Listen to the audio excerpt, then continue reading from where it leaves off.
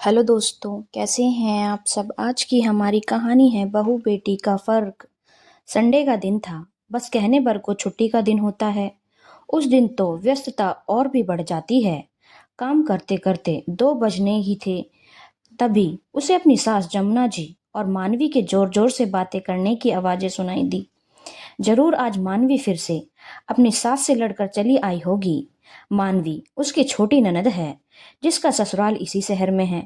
जब भी मानवी अपने ससुराल वालों से किसी बात पर लड़ती है, तो लड़ने के बाद हाथ में सूटकेस उठाए अपने मायके चली आती है।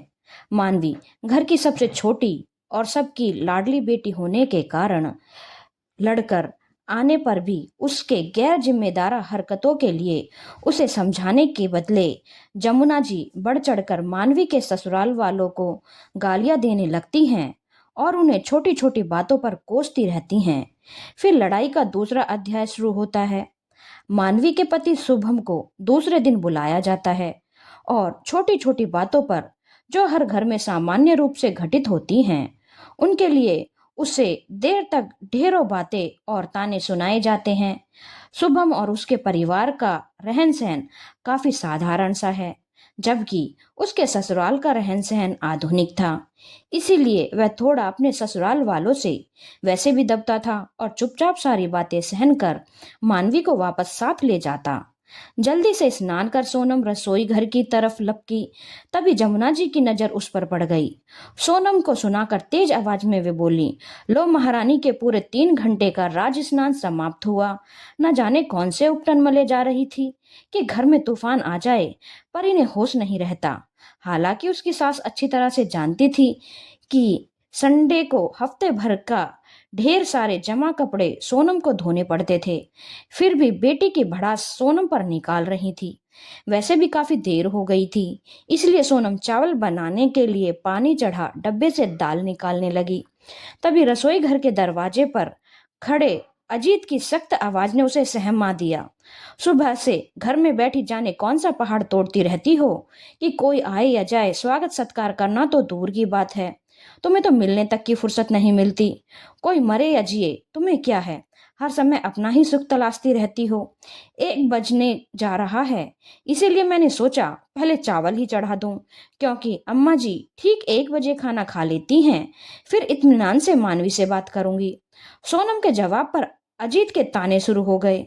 बहुत एहसान है आपका कि छुट्टी के दिन भी 1 बजे तक खाना तैयार हो जाएगा। घर में गिने चुने 4 सदस्य हैं, जिनमें बच्चों को मम्मी ही संभालती हैं।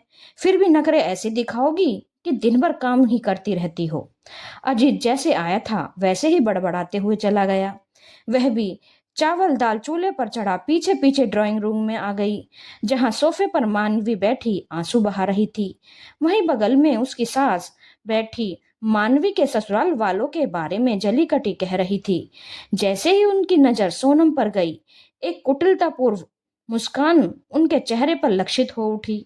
एक हमारे घर की बहू है, जो इस घर में बैठी हर वह सुख भोग रही है जिसकी कभी उसने अपने माता पिता के घर में कल्पना भी नहीं की होगी। और एक हमारी घर की बेटी है, जो जाने किस जन्म का पाप भोग रही है। कितना भी ससुराल वालों के लिए करे, पर उनका मुंह फूला ही रहता है। कितना दिया था हम लोगों ने अपनी बेटी के विवाह में, बहू के परिवार वालों की तरह हाथ हिलाते नहीं भेज दिया था। फिर भी हमारी बेटी एक दिन भी चैन से नहीं रह पाती है। सोनम बात का रुख पलटने के लिए मानवी से बोली, चाय पियोगी? वैसे खाना भी तैयार हो ही चला है। अजीत बीच में ही बोले, बहुत जल्दी चाय की याद आ गई। यह भी नहीं सोचा कि यह कोई चाय पीने का समय है। पूछ लिया, बड़ी मेहरबानी की। अब जाओ जाकर खाना लगाओ, कब से हम सब भूखे बैठे हैं। अजीत की बातों से सोनम का सारा प्रेम, सारी सेवाएं और सारी विनम्रता धरी की धरी रह गई और वह उठकर फिर से रसोई घर में चली गई। इधर उसकी सास का रोना शुरू हो गया। हमारी तो किस्मत ही खोटी है। बहू मिली तो वह भी किसी ढंग की नहीं, दामाद मिला तो वह भी वैसा ही है, हमेशा अपनी माँ के पल्लू से ही बंधा रहता है। पति की खुदगर्जी और सास का अन्यायपूर्ण रवैया सोनम को डंक सा चुभ रहा था। फिर भी सारे अपमान को झेलते हुए वह सामान्य होने की कोशिश करते हुए काम में लग गई। हर बार की तरह फोन करके शुभम को बुलवाया गया, पर इस बार शुभम ने आने से साफ साफ इनकार कर दिया। शुभम का कहना था मानवी स्वयं ही घर छोड़कर गई है, तो स्वयं ही लौट कर आए। बहुत दबाव डालने पर भी वह किसी भी कीमत पर मानवी को लेने आने को तैयार नहीं हुआ। अजीत ने सभी हथकंडे अपनाए, पुलिस की धमकियां भी देता रहा, लेकिन मानवी के पति और ससुराल वाले अपनी जिद पर अड़े रहे। दोनों पक्षों में से कोई भी झुकने को तैयार नहीं हुआ। सोनम अपनी सास और अजीत को जिद छोड़ समझौते की सलाह देना चाहती थी, लेकिन वह यह भी अच्छी तरह से जानती थी कि उसके बोलने का घर वालों पर कोई असर नहीं होगा। उसकी सास ने उस घर में कभी उसके ससुर की तो चलने ही नहीं दी, फिर उसकी क्या बिसात थी। हर एक बात का फैसला जमुना देवी ही करती आई थी।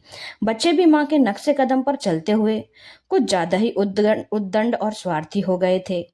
मानवी भी अपने ससुराल में माँ की तरह सब कुछ अपनी मुट्ठी में करने के लिए हमेशा अपनी सास ननद और पति से उलझती रहती। छोटी छोटी बातों में भी फोन पर माँ से सलाह लेती और उनके निर्देशानुसार घर चलाने की कोशिश करती।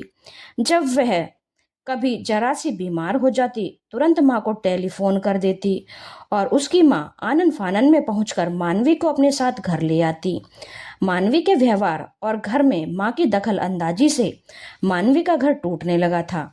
सास और पत्नी की हरकतों से शुभम बुरी तरह से खींच जाता।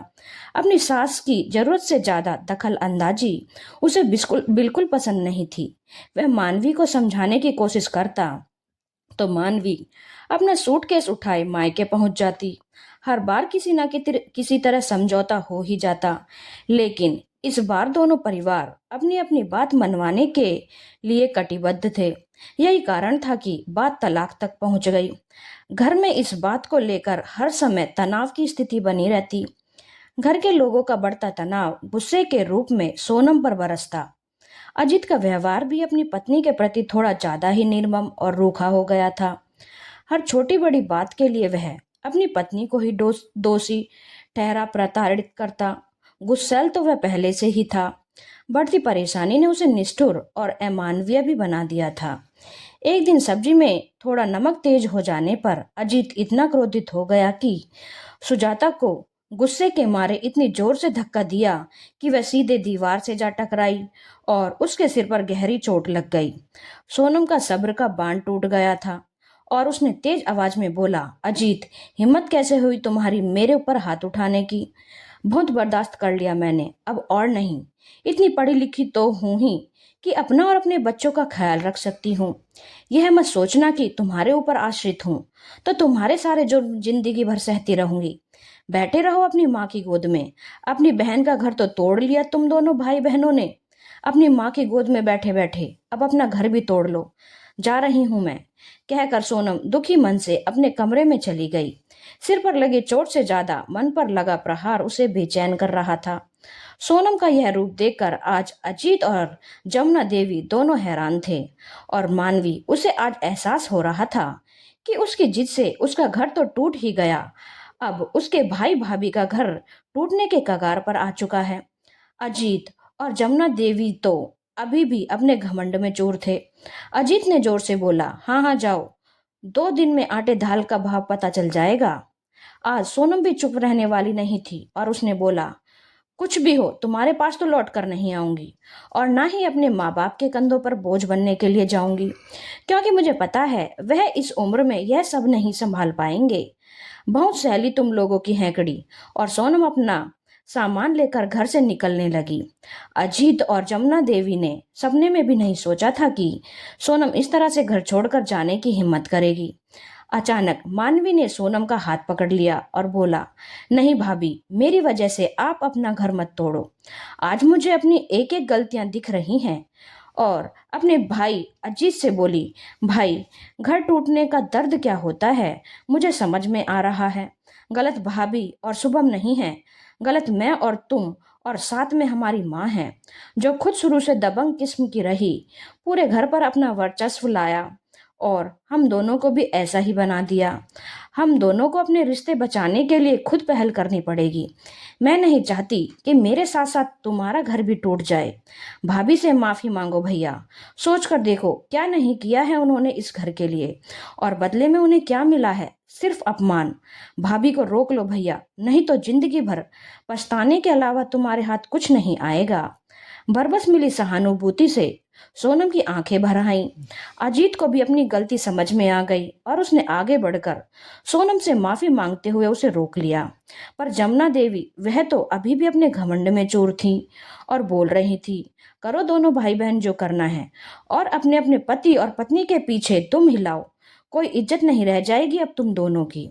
सोनम ने मानवी से बोला, मेरी मानो तो मानवी, तुम अपने सारे मान अभिमान को भुला अपने ससुराल लौट जाओ। सिर्फ एक बार पूरी ईमानदारी और धीरज से ससुराल के लोगों के साथ सामंजस्य से बिठा जीने की कोशिश करो, सब ठीक हो जाएगा।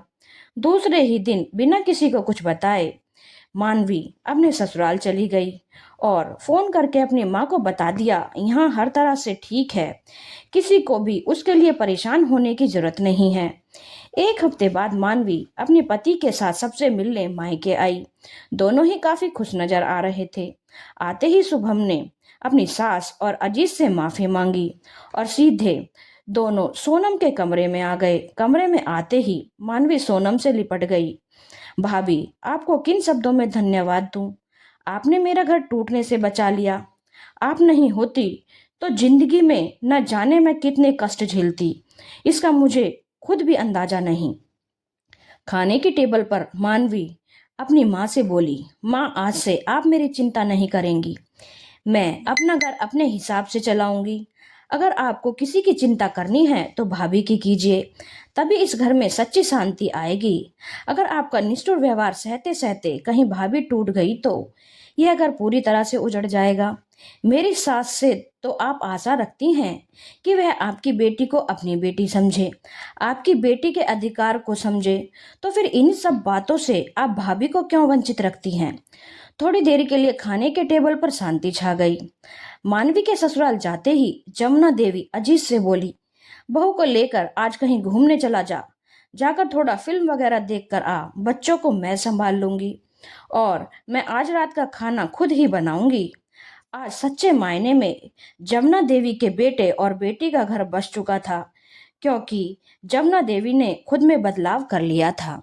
धन्यवाद दोस्तों। अगर आपको कहानी अच्छी लगी हो तो चैनल को लाइक, शेयर और सब्सक्राइब करना ना भूलें।